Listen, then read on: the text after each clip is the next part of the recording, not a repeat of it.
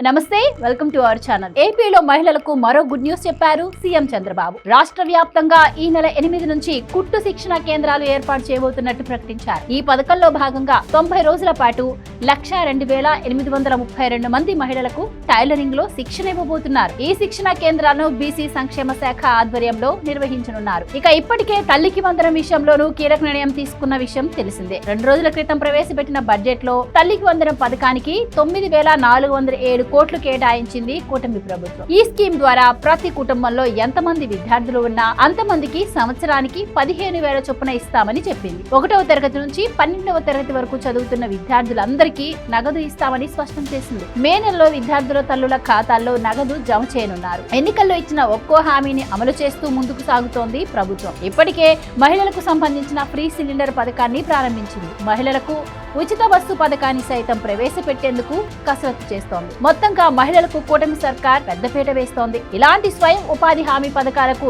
జగన్ సర్కార్ నీళ్లొదిలాడు. డీబీటీ పేరుతో ప్రజల అకౌంట్లలోకి లక్షల కోట్లు బటన్ నొక్కుతున్నానని చెప్పి అవినీతి సామ్రాజ్యం ఏలాడు. 5 ఏళ్లు అరాచకాలకు పాల్పడ్డాడు. చంద్రబాబు సర్కార్ అధికారంలోకి వచ్చిన వెంటనే మహిళలను చైతన్యవంతులను చేయడంతో పాటు వారికి ఆర్థిక స్వావలంబన ఉపాధి కల్పించడానికి కుట్టు మిషన్ల పంపిణీతో పాటు వారికి ఆ వర్కును కూడా నేర్పుతున్నారు. మహిళలను వారి కాళ్లపై వారిని నిలబడేలా చర్యలు తీసుకుంటున్నారు. ఏకంగా 1,10,000 మందికి కుట్టు మిషన్లను పంపిణీ చేయనున్నారు. ఇక చంద్రబాబు సర్కార్ చేపడుతున్న ఈ ఉపాధి హామీ పథకంపై వైసీపీ శ్రేణులు నివ్వెరపోతున్నారు. ఇవి తమపై వ్యతిరేకతను మరింత పెంచుతాయని, జగనన్న ఇలాంటి వాటిని ఎందుకు అందించలేకపోయారని నిలదీస్తారని భయపడుతున్నారు. 1,00,000 మందికి కుట్టు మిషన్ల పంపిణీ అంటే 1,00,000 కుటుంబాలకు చేరువ కావడం అని అర్థం. ఇదే వైసీపీని టెన్షన్ పెడుతోంది. మహిళల ఓటు బ్యాంకు కోసం జగన్ వారి అకౌంట్లలో డబ్బులు వేసి వారిని మభ్యపెట్టే ప్రయత్నం చేయగా చంద్రబాబు వారికి అకౌంట్లలో నిధులతో పాటు ఇటు ఉపాధిని సైతం అందిస్తున్నారు. ఈ పథకంతో 1,00,000 మంది మహిళలకు స్వావలంబన సాధికారత దిశగా అడుగులు వేయడం ఖాయమని తేల్చి చెబుతున్నారు